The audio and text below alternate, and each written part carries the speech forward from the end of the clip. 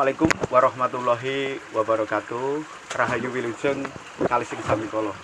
Nah, mungkin kawan-kawan melihat suasana yang agak beda ya. Jadi saya agak berbasah-basah ini. Nah, kali ini saya berada di Desa Canggu, Kecamatan Badas, Kabupaten Kediri. Lokasi di seputaran ini adalah merupakan lorong air. Nah, informasi yang kami dapat ini bernama lorong air Wanatirta Canggu. Nah, kalau kita tahu bahwa Canggu itu banyak nama desa ya, dan itu termasuk desa-desa kuno ya. Yang kita tahu ada Desa Canggu di Kabupaten Mojokerto, kemudian Desa Canggu yang ada di Bali, dan di Kabupaten Kediri, tepatnya di Badas ini, Kecamatan Badas, itu kita ketemu juga Desa Canggu. Nah, Wanatirta Canggu ini hampir dapat dikatakan para sejarawan sendiri masih berbeda pendapat kapan dibangunnya. Ada yang mengatakan zaman Kahuripan, ada yang mengatakan zaman Kediri, dan ada yang mengatakan zaman Majapahit. Dan ini sangat dimaklumi dikarenakan tidak ada satupun informasi. Kalau kita lihat bahwa sebetulnya kalau yang mengatakan Kahuripan maupun Kediri itu sangat wajar. Karena pada zaman-zaman itu Prabu Erlangga yang dari Kahuripan itu sudah sangat kental dalam hal membangun pertaniannya. Apalagi kalau kita ketahui bahwa Prabu Erlangga membangun Bendungan Waringin Pitu yang ada di sekitar Sidoarjo. Nah, wilayah ini sebenarnya adalah untuk pengairan, tetapi kalau kita lihat itu di dalamnya nanti akan kita tahu ada semacam celah-celah yang seperti bisa saja tempat persemedian atau tempat seperti menyembunyikan diri seperti itu. Sehingga ada beberapa sejarawan yang mengatakan bahwa ini dulu adalah salah satu lorong para anggota kerajaan apabila terjadi semacam chaos atau peperangan di dalam kerajaan yang menyebabkan mereka harus menyelamatkan diri. Di sini ada dua lokasi, yang satu ini adalah ini membujur ke arah utara. Ini biasanya digunakan untuk pariwisata. Jadi ini untuk umum bisa. Jaraknya sekitar 400 meter. Nah, kemudian yang sebelah selatan itu adalah untuk khusus spiritual. Nah, kita akan masuk di keduanya ya. Jadi kalau berdasarkan informasi yang kami dapatkan ya dari tim Landscape of Historis, Wanatirta Desa Canggu ini sebetulnya sudah dibuat atau didesain sejak zaman Erlangga, tapi kemudian diteruskan zaman Kediri dan kemudian diperbaiki atau disempurnakan di zaman Majapahit. Dan ini sangat kelihatan sekali karena di sekitar wilayah ini banyak peninggalan-peninggalan zaman Majapahit. Tetapi sebenarnya lorong ini sudah jauh ratusan tahun sebelum Majapahit berdiri. Tapi ya memang dari sisi aspek sejarah tidak ada satupun catatan ini. Tapi kemudian kalau kita lihat di zaman-zaman Prabu Erlangga sudah mulai tertata dari sisi aspek pertanian dan sebagainya. Oke, baik. Kita akan mulai ya menelusuri lorong ini, dan untuk memasukinya memang kita diharuskan dengan pemandu karena di dalamnya banyak sekali belokan-belokan dan ditakutkan kalau kita tanpa pengantar itu bisa tersesat. Mari kita ikuti lorong yang ada ini. Mari.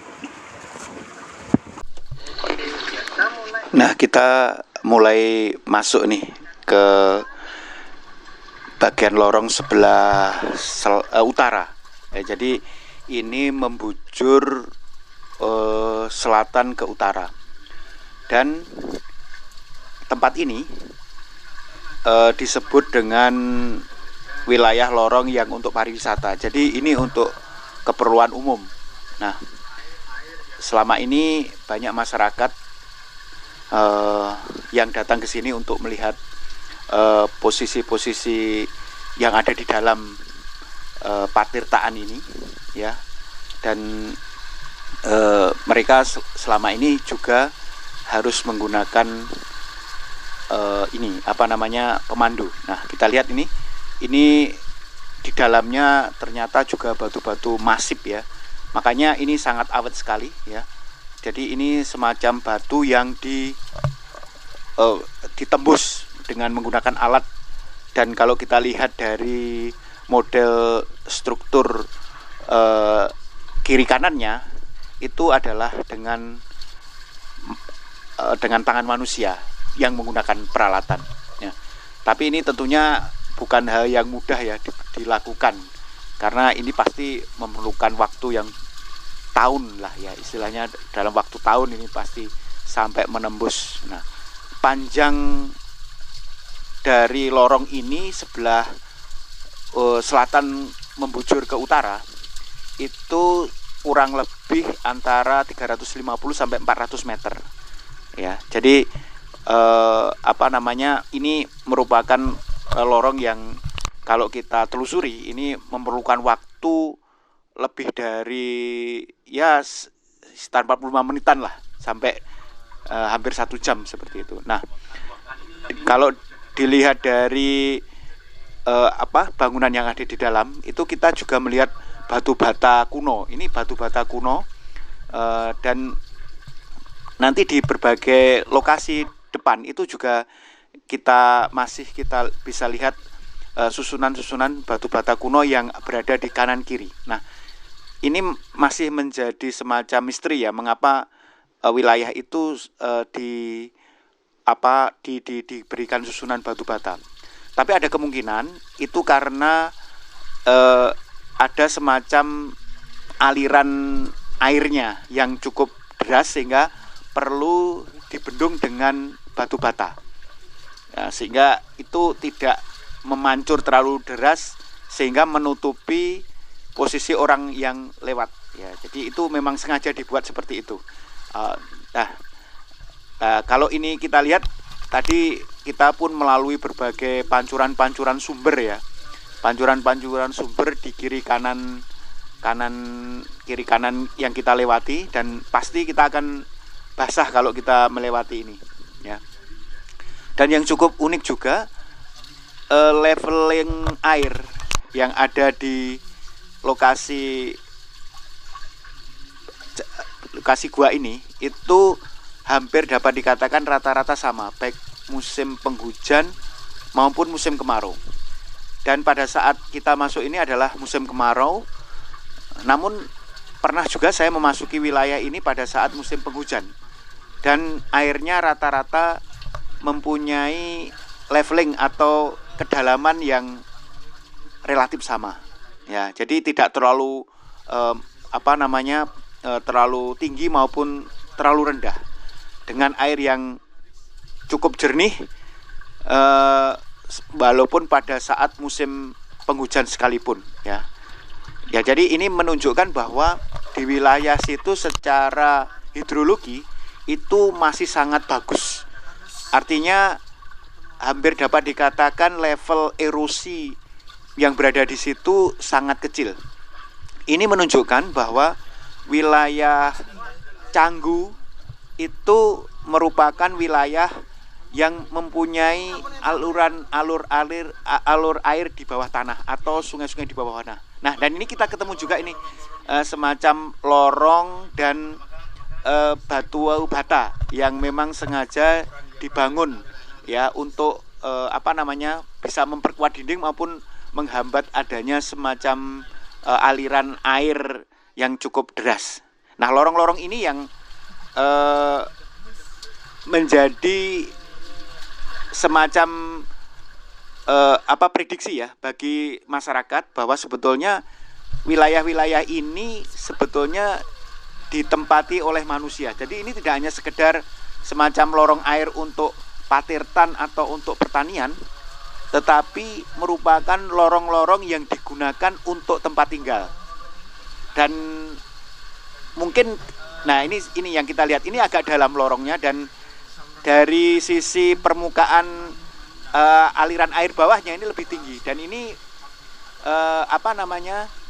kita bisa melihat lorong itu juga bisa dimasuki oleh manusia, sehingga itu bisa untuk tempat tinggal ya di sini. Nah, ini lorongnya ya cukup dalam, tapi memang dari sisi pariwisata kita tidak pernah boleh memasuki wilayah itu. Nah, ini kita sudah nyampe kepada pintu pertama ya. Jadi pintu pertama ini di area yang cukup terbuka, airnya mengalir dan sebagian besar dimanfaatkan oleh masyarakat ya. Jadi dimanfaatkan untuk mencuci pakaian dan sumber air lainnya, termasuk untuk mandi. Nah, kita mulai masuk ke pintu lorong kedua ini, dan ini wilayah-wilayah kita lihat posisi di pintu lorong 1. Nah, kita ini masuk pintu lorong kedua. Pintu lorong kedua ini terasa memang lebih sempit daripada pintu lorong ke pertama tadi ya. Tapi masih sangat memungkinkan untuk dilalui oleh badan manusia, walaupun mungkin ukurannya juga besar gitu. Jadi kita lihat kalau dari sisi aspek batuan dan suasananya memang tidak berbeda nyata ya dengan lorong pertama. Cuma ini agak lebih pendek rasanya. Jadi sehingga posisinya kita agak membungkuk. Nah, ini kita ketemu lagi semacam lorong yang ke arah berbeda dari saluran air. Lorong-lorong inilah yang sebetulnya beberapa arkeolog itu menganggap ini adalah tempat dulunya keluarga kerajaan dan sang raja sendiri itu pernah bertempat tinggal. Karena di situ juga ada semacam batuan yang seperti tempat untuk beristirahat maupun untuk misalnya meletakkan makanan. Nah, dan ini tentunya dengan adanya aliran air yang cukup baik, tentunya sumber air tidak menjadi permasalahan.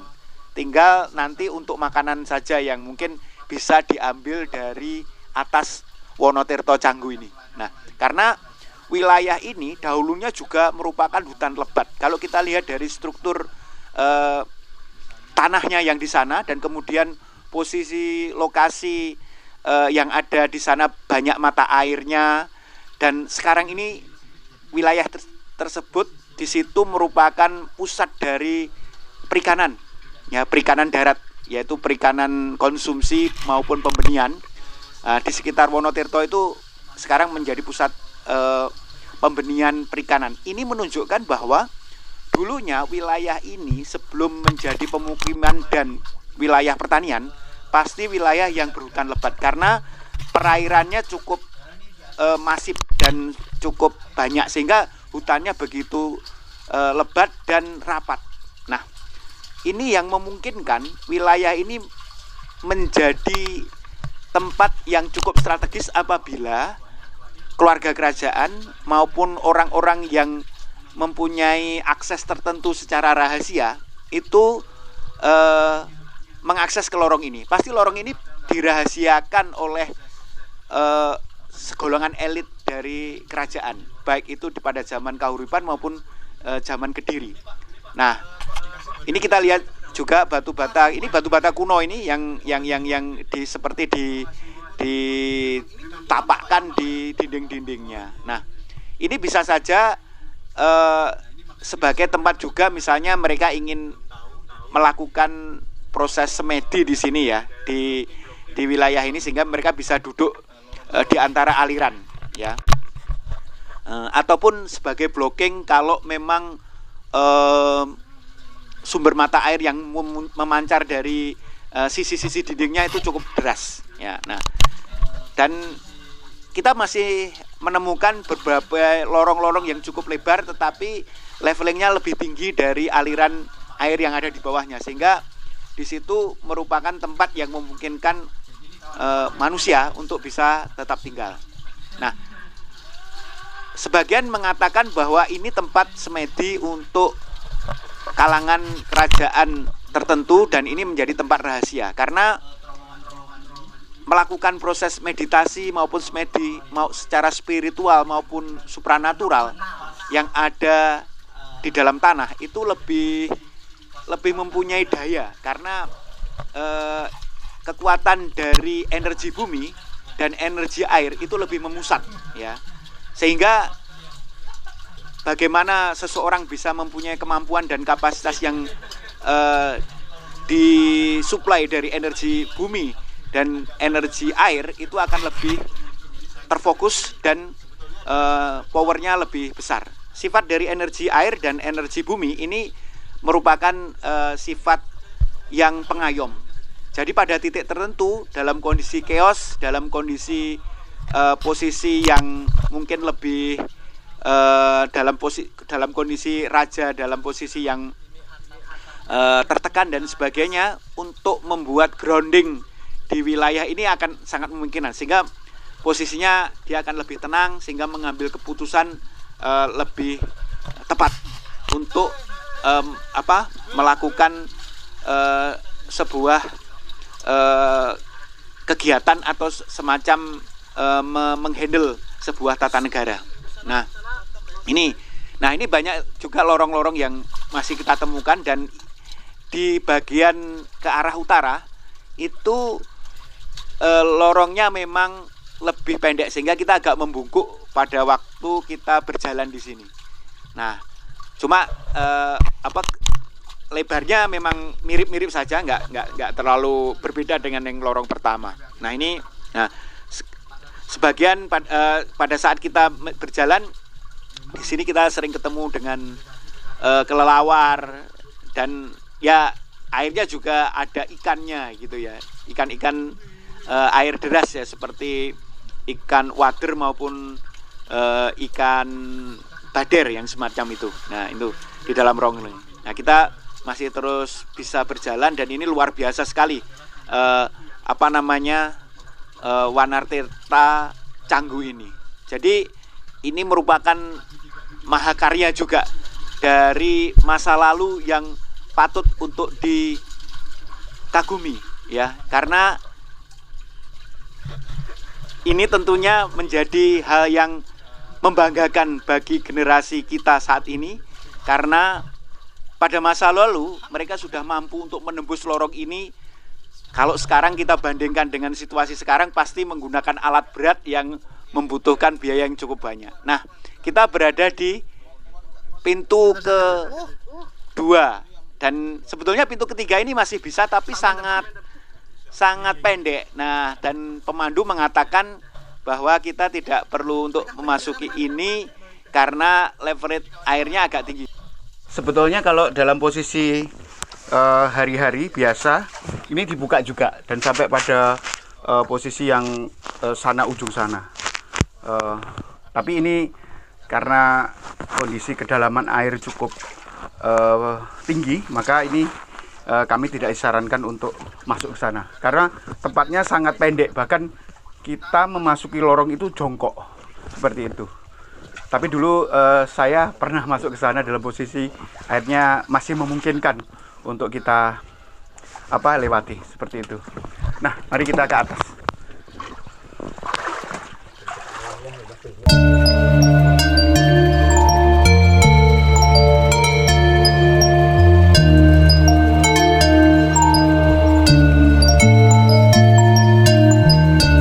Pintu yang gua yang selatan, atau di sini biasanya pintu ini untuk keperluan spiritual. Jadi memang sengaja ditutup oleh pengelola supaya tidak semuanya masyarakat bisa ke sini, karena di sini cukup ekstrim karena tidak ada hubungannya dengan pintu terbuka di dalamnya, hanya di daerah sini yang terbuka, sehingga kalau claustrophobia atau napasnya kurang bagus pasti akan terasa sesak. Nah, pintu ini merupakan pintu spiritual. Ada 3 tempat ya untuk semacam laku, yaitu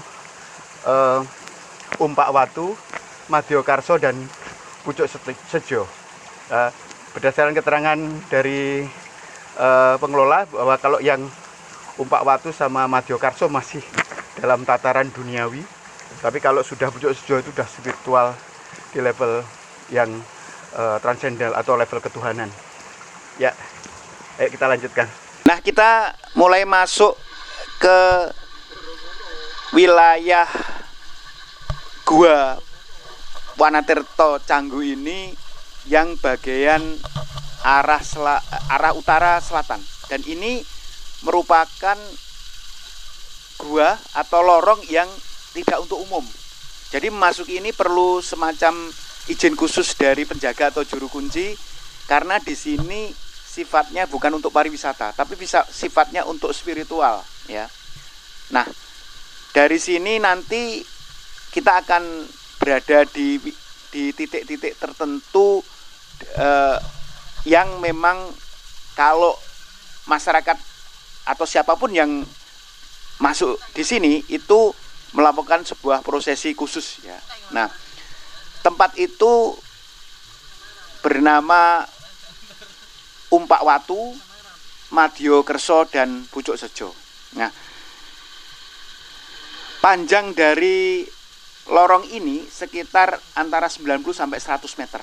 Ya, ini memang tidak terlalu sepanjang yang lorong arah selatan ke utara yang untuk pariwisata, tetapi di sini memang wilayahnya cukup sempit ya, artinya batuannya sama, tetapi ini karena untuk spiritual, maka hal ini hanya orang-orang tertentu yang diperbolehkan. Nah, disinilah kita bertemu dengan yang namanya Umpak Watu ya.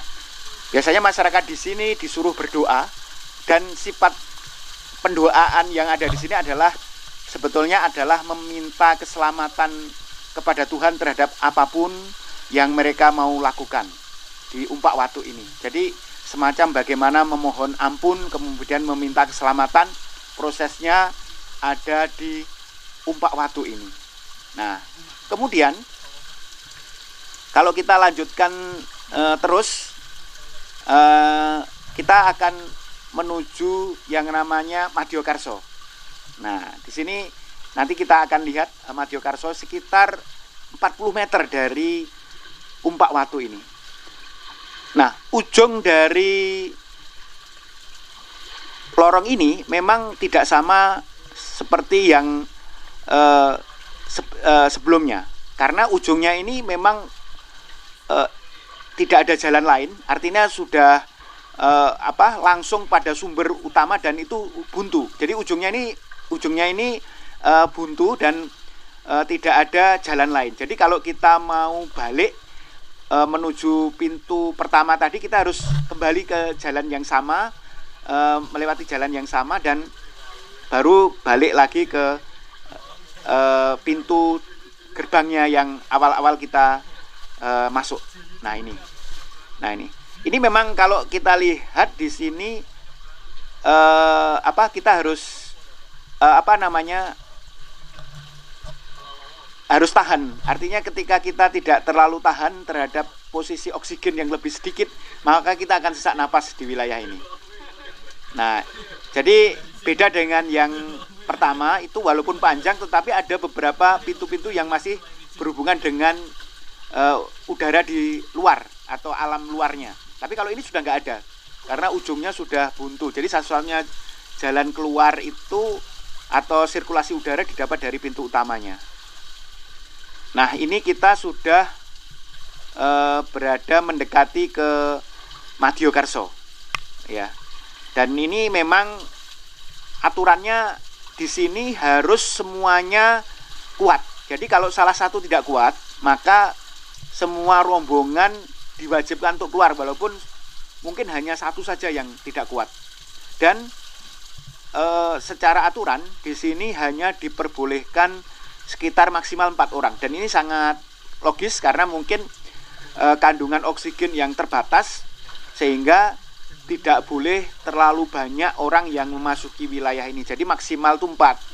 Kalau perlu hanya 3 saja dengan pemandu. Jadi 4 ini dengan pemandu, tetapi juga bisa antara 4 sampai 5 itu masih memungkinkan. Nah, ini kita lihat ya. Ini lebih sempit posisinya daripada yang lorong utama, tetapi memang situasi magicnya atau situasi mistisnya itu lebih terasa ya di wilayah ini. Jadi aura mistisnya lebih terasa pada saat di lorong yang spiritual ini, yang mengarah membujur dari utara ke selatan. Nah, ini kita lihat prosesi yang kita jalankan ya, dan di depan itu lampu yang dibawa oleh pemandu ya. Jadi kita memang sangat diwajibkan untuk menggunakan pemandu pada saat kita memasuki lorong ini, karena mereka yang sangat berpengalaman dan paling tahu wilayah ini. Nah, ini rata-rata aliran airnya cukup deras karena di lorong ini merupakan wilayah sumber-sumber utama ya, sumber-sumber utama dari Patirtaan Wonotirto Canggu ini. Nah, ini yang apa namanya, kita tahu ini air bawah tanahnya cukup deras mengalir di antara dinding-dinding. Nah, di situ kita apa namanya, memang tidak terlalu banyak untuk melihat apa namanya, cekungan-cekungan untuk tempat tinggal, tapi masih ada seperti itu. Dan disinilah yang disebut dengan Madyokarso. Nah, di Madyokarso ini biasanya orang berdoa untuk melakukan semacam tujuan. Apa tujuan mereka dalam baik itu tentang kehidupan maupun tentang nilai-nilai spiritualitas yang mereka inginkan. Di Madyokarso ini orang lebih pada situasi bagaimana dia memohon sesuatu kepada Tuhan, ya. Jadi apa namanya, sambil mereka melakukan proses semacam ya berdoa. Kalau mungkin orang Muslim cukup melakukan berdoa itu, tapi mungkin bagi yang beragama lain bisa melakukan proses-proses seperti meditasi ataupun lelaku di sini, di Madyokarso ini. Jadi di Madyokarso ini situasi spiritualnya adalah yang sifatnya permohonan, ya. Jadi Madyo itu tengah, Karso itu keinginan. Jadi wilayahnya di tengah-tengah antara pintu gerbang dan ujungnya. Nah, Karso itu adalah, atau Kerso itu adalah keinginan. Apa kehendak yang kita inginkan, kita mohonkan kepada Tuhan. Nah, kita sudah melanjutkan proses ini perjalanan kita. Ini kita menuju ke Pucuk Sejo. Ya. Jadi udara atau oksigen semakin sedikit dan terasa lebih sesak ya ke nafas, karena memang ujungnya tidak berhubungan dengan udara terbuka. Tetapi kita masih memungkinkan untuk berjalan di lorong ini, dan syukur alhamdulillah semua tim dalam posisi sehat, tidak ada yang bermasalah dengan gangguan pernapasan walaupun dengan oksigen yang minim seperti itu. Dan kita tetap berjalan. Kadang memang apa namanya, posisinya sangat gelap sekali, sehingga lampu yang kita bawa pun tidak bisa terlalu menembus kegelapannya. Nah, kita sudah sampai ke Pucuk Sejo. Nah, Pucuk Sejo ini ada semacam lorong yang cukup luas, dan kita lihat di sini ada orang-orang yang melakukan proses-proses spiritual. Jadi ada bekas-bekas orang yang melakukan proses spiritual. Di situ ada semacam tikar, kemudian ada semacam hiu, dan mereka melakukan seperti proses spiritual dan tinggal di situ. Nah, ini ujung dari gua, dan airnya sangat deras. Dan di situ kita nggak bisa terlalu melihat lingkungannya. Nah, Pucuk Sejo ini lebih kepada yang sifatnya keikhlasan ya. Pada saat kita itu tadi habis memohon ampun, kemudian bagaimana kita pun memuji syukur kepada Tuhan terhadap segala sesuatu yang sudah kita diberikan olehnya di Umpak Watu, maka kita berjalan menuju Madyokarso. Dan di Madyokarso itu ada semacam keinginan yang kita panjatkan kepada Tuhan. Dan kemudian kalau di Pucuk Sejo ini adalah semacam keikhlasan. Keikhlasan bagaimana menjalani terhadap kehendak dan melakukan proses dalam kehidupan supaya proses itu berjalan. Sehingga dengan keikhlasan ini diharapkan kerso-kerso kita atau kehendak-kehendak yang kita inginkan itu sesuai dengan kersonya Gusti Allah sendiri atau Tuhan, sehingga itu muncul sebagai sebuah realita. Nah, makanya sebetulnya di dalam Pucuk Sejo ini kita harus mematikan lampu ya. Jadi lampu itu harus berhenti, mati, kemudian kita merenung untuk mengikhlaskan diri. Artinya menggrounded segala sesuatu. Jadi baik keinginan dan kehendak ataupun apapun yang menjadi bagian dari nilai-nilai manusia kita, itu kita serahkan, kita pasrahkan kepada situasi ketuhanan, dan itulah merupakan bagian dari spiritualitas yang tertinggi. Nah, ini kita sudah kembali lagi ya ke arah ujung dari pintu ya. Jadi kita sudah kembali lagi setelah kita tadi ke Pucuk Sejo. Nah, ini suasana seperti itu. Kita masih melihat situasi lorong dan keadaan-keadaan yang ada di sekitar. Nah, ini kita melalui lagi yang Madyokerso tadi. Nah, kita masih melihat perjalanan kita masih dalam posisi proses ini.